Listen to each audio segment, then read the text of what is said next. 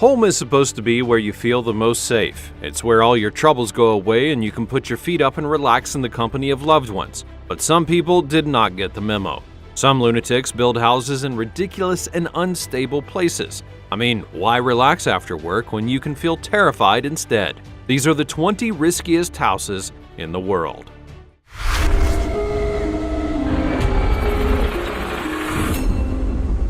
Number 20. Dangerous house.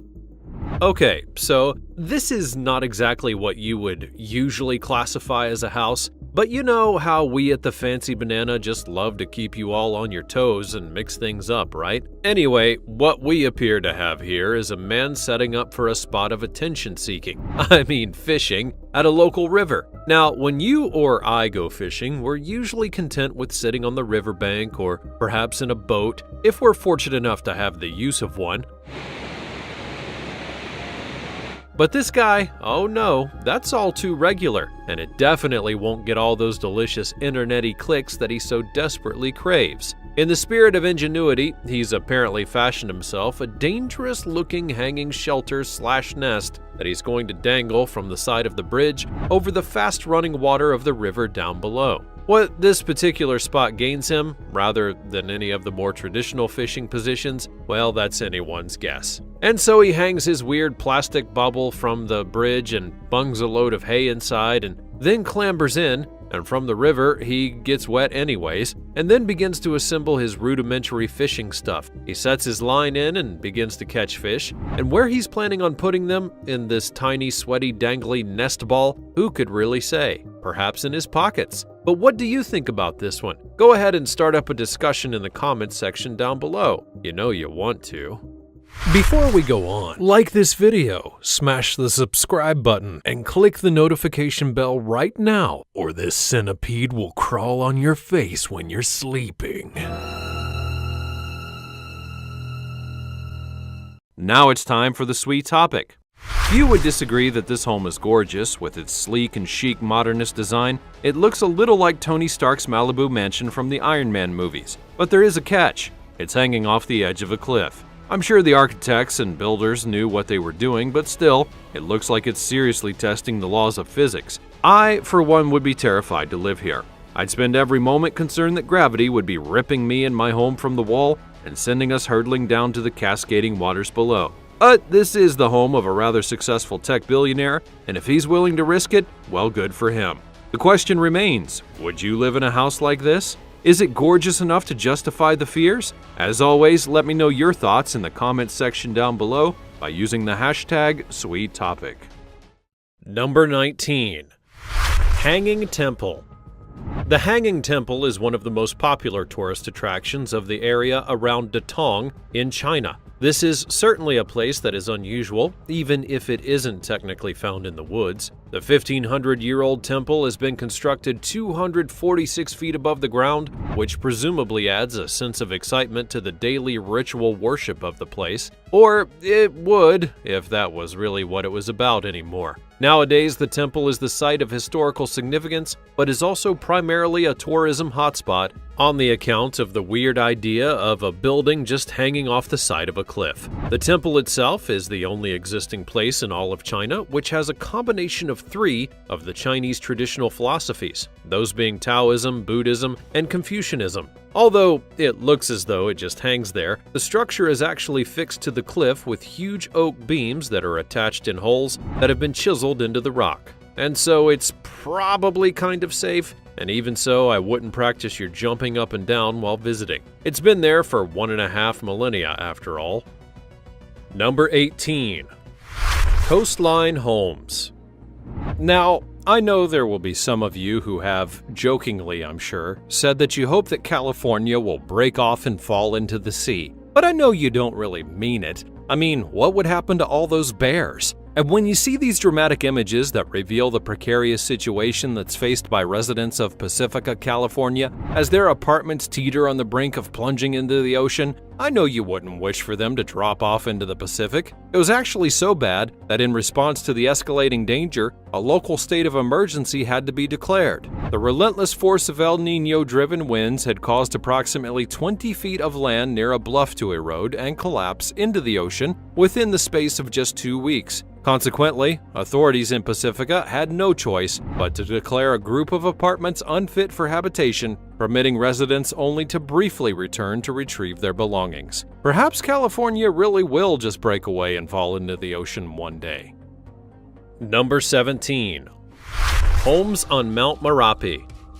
Living on the slopes of a volcano is not exactly something that many people would necessarily choose to do, but sometimes people live where they live and they don't get a whole lot of choice in the matter to begin with. If they've chosen this particular location, however, then it is fair to say that these are people who enjoy a spot of danger in their everyday lives. Mount Merapi in Java, Indonesia, is one such place. In fairness, most of Indonesia is fairly fiery and volcanic, so options for not living in the path of some potentially deadly inferno, they are kind of limited. However, Mount Merapi is an active volcano, and back in 2010 it would erupt all over the show, forcing thousands of people to be evacuated from their homes on the slopes. 40,000 people would be housed in temporary shelters as they had attempted to avoid the so-called death zones that many of the villages had become. Now, I don't know about you, but if your home is labeled as a death zone, it certainly seems as if it might be time to consider moving house. Number 16. The tree houses of the Korowai tribe. Despite being pretty isolated and living harmoniously with nature in their rainforest home, the Korowai people have hit the headlines all over the place, with tabloids looking for sensational stories of wild places and weird rituals. The newspaper's dreams came true when they could point a spotlight on the unusual culture of the Korowai people, listing cannibalism and witchcraft amongst their favorite hobbies. But as is always the case with the tabloid headlines, you do have to look a little bit deeper to get the real sense of what the story might be. In a remote area of the Indonesian rainforest, the Korowai build their remarkable houses between 8 and 15 meters off the ground, sometimes in the trees or on tall stilts. The reason is said to be that evil spirits only stay around on the ground, so building up high will keep the family safe. It also offers great protection from animals and a lot of insects, as well as invading humans. They are a religious people, and their beliefs include reincarnation, as well as respect for their ancestors and a belief that some of their people even have magical abilities. From the river directly, not from something from... And they're able to influence things like luck and also detect black magic. This element of their culture is probably where the accusations of cannibalism and witchcraft would come in, and in the past, there may have been some violent endings to disagreements within the tribe. These days, however, most issues are pretty well solved by just giving each other gifts. I guess that offering a bunch of flowers to your neighbor is a lot less dramatic than eating them, but it probably makes a lot less mess as well. So, not so good for tabloid headlines, though. Number 15. Kachki Pillar.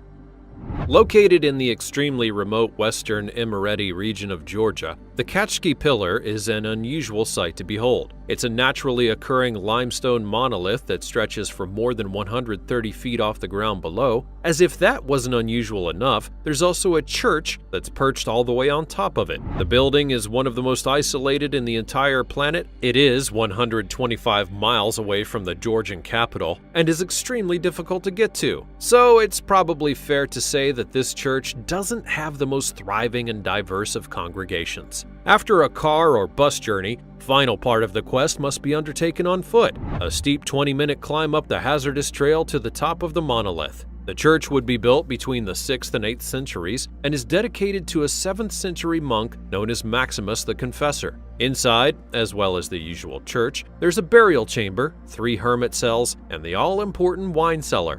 Monks who live below make the dangerous climb every day in order to say their prayers at the church, and they are the only people who are allowed to make the ascent. Only men have ever been allowed, and now only monks are permitted at the top. It sounds like it must be really super boring up there.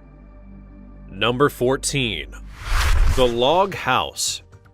Back along, there used to be a tall wooden house that stood beside the Dvina River on the outskirts of Archangel in northern Russia. It was almost mythical to locals, and not so locals alike. From a distance away, the structure itself appeared to be something akin to a Japanese pagoda, but when you got up close to it, the full extent of its weirdness really came into focus. The building was made of planks of wood that, upon closer inspection, were all jumbled and kind of bizarrely positioned. It was also extremely and surprisingly tall. It looks like it could be from the pages of a fairy tale book or even perhaps a nightmare landscape, and the house was 13 floors tall, measuring 144 feet at its highest point. The owner had continued to add to the building all throughout the entire 15 years that he lived there, hence its eventual height and weird appearance. He ended up being sent to jail, and while he was there, people robbed his home and complained about the size of the structure. In the end, it would be pulled down by local authorities after being determined as far outside the maximum height restrictions for the city's buildings. The house is no longer there, but it remains in the memories of everyone who ever saw it looming menacingly on the horizon.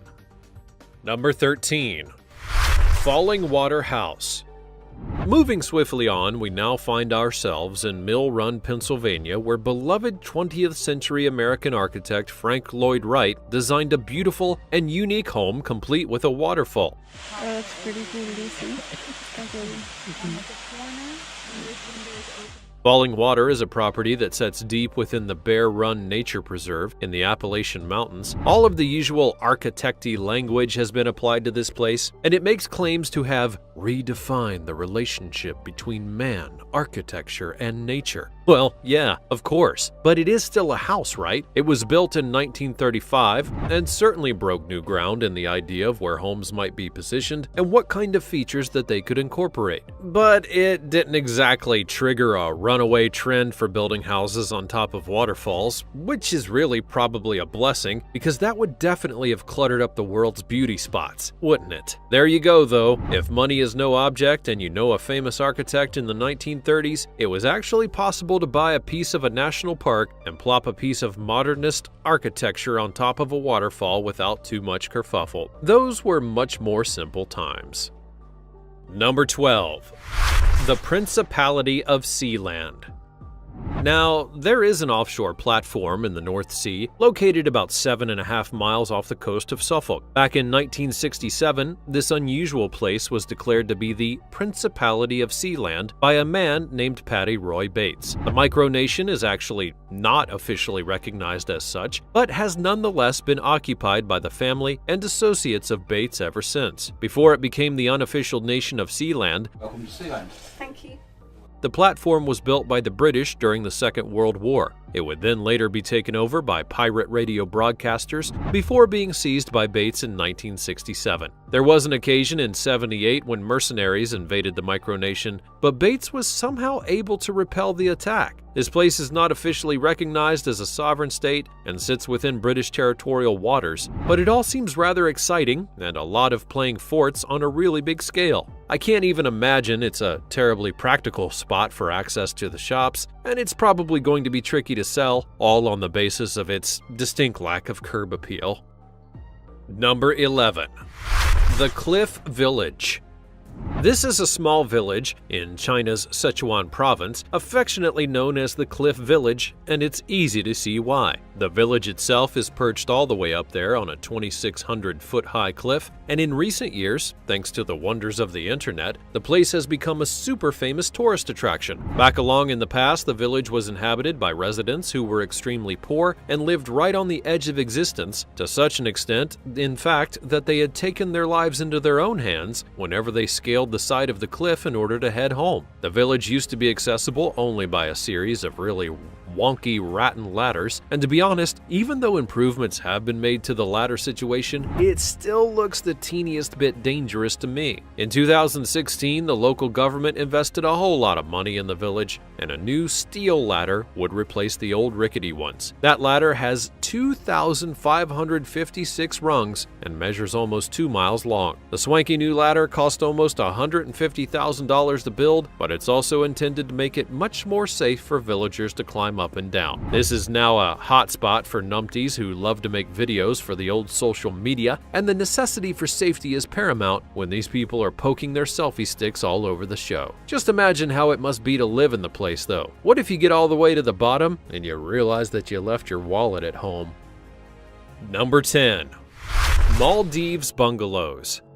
The Maldives are widely recognized as a dream destination that many aspire to visit. The mere mention of this country evokes visions of lavish huts perched above a stunning azure ocean. However, the looming threat of climate change puts the Maldives at a risk of disappearing altogether. Situated in the middle of the Indian Ocean, the Maldives is an archipelago that's comprised of more than 1,100 coral islands. Unfortunately, it holds the distinction of being the world's lowest lying nation. As a result, the rising sea levels caused by global climate change pose an existential danger to this island nation. Multiple reports from reputable sources like NASA and the U.S. Geological Survey warn that if global warming continues at its current pace, nearly 80% of the Maldives could become uninhabitable by 2050. During the recent UN Climate Change Conference, also known as COP26, Ibrahim Mohammed Solih, the president of the Maldives, voiced his concerns about the situation, lamenting the slow encroachment of the sea on their islands and stating that if this trend is not reversed, the Maldives will cease to exist before the turn of the century.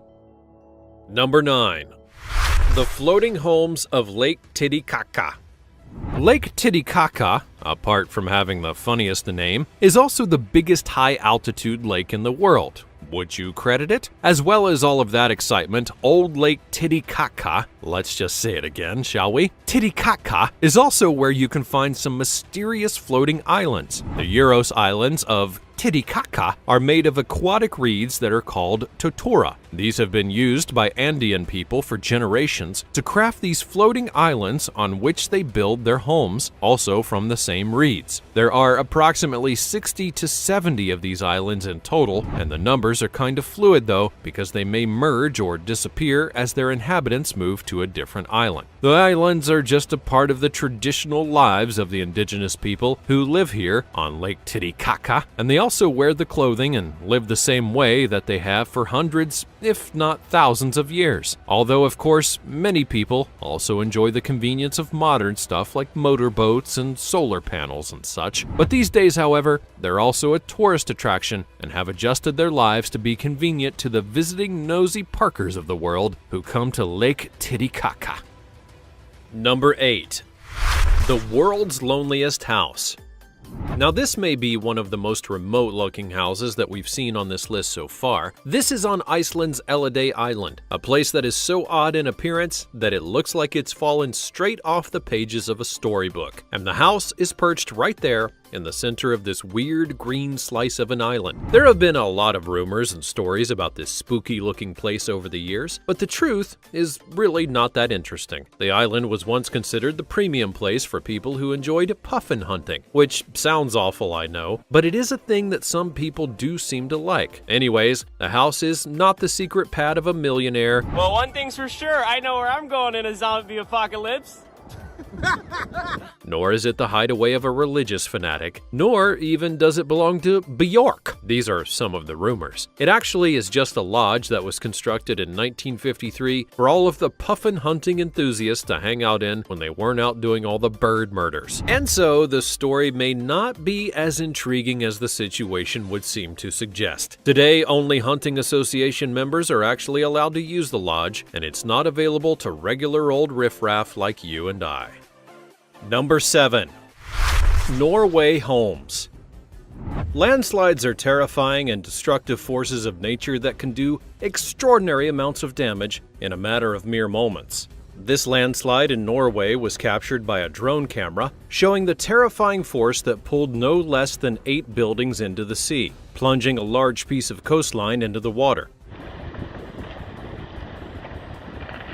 Fortunately, Norwegian authorities have confirmed that there were no injuries or missing individuals in the incident. During the time of the incident, only 2 people occupied the cabins, which are primarily used as vacation homes. The cause of the massive 800-meter-long slide remains unknown, adding to the mystery that surrounds this unfortunate occurrence. Amidst the chaos, a glimmer of hope emerged as a dog, caught up in the turmoil, would be saved by a helicopter. Swept away into the sea, the resilient canine managed to navigate its way back to the shore, where it was eventually rescued. There are more and more events like this taking place around the world, as extreme weather is taking its toll on the landscape and causing irreversible damage to homes and the future of many people with their way of life.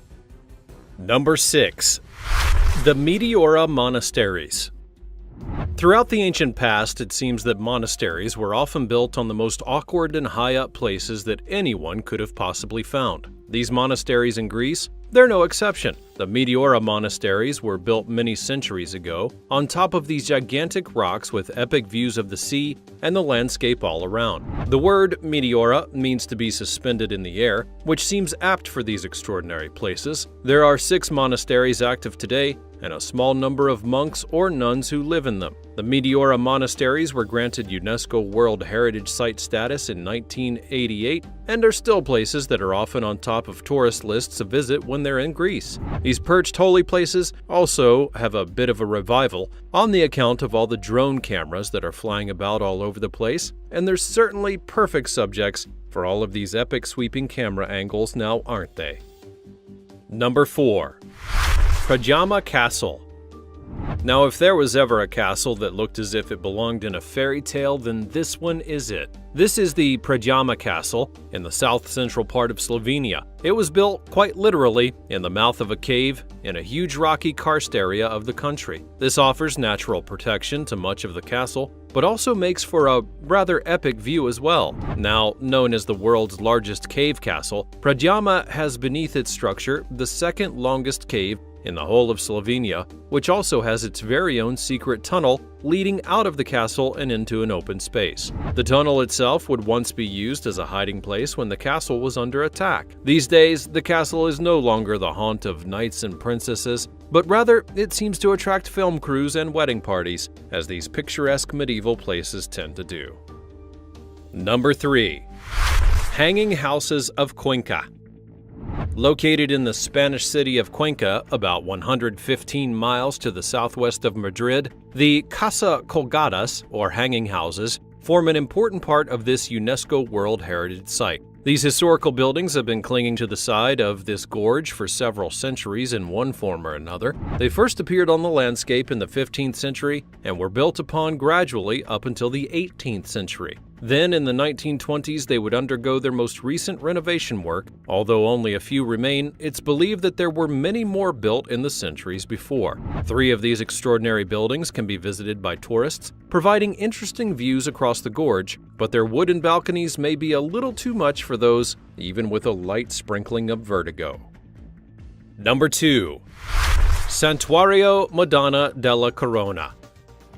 This remarkable place is built over 2,000 feet above sea level and into the vertical face of a cliff. That's one way to ensure that the place is protected, I suppose. The Santuario Madonna della Corona, or Sanctuary of the Lady of the Crown in Italy, is perched on such a sheer drop that it almost appears to be suspended in midair. Although it looks like it's just hanging there, the place is actually built on a very narrow rock shelf on the side of Mount Baldo. It's only accessible by a very narrow path from below and a street from above. The original purpose of this extraordinary place was as a refuge for holy men to come for silent reflection in a place completely removed from the rest of the world. In 1530, the church itself would be built, and eventually the site became a place to which anyone could take a pilgrimage and contemplate God in peace. The sanctuary survived all throughout the turmoil of the 20th century and continues to offer a place of quiet retreat for visitors and pilgrims alike.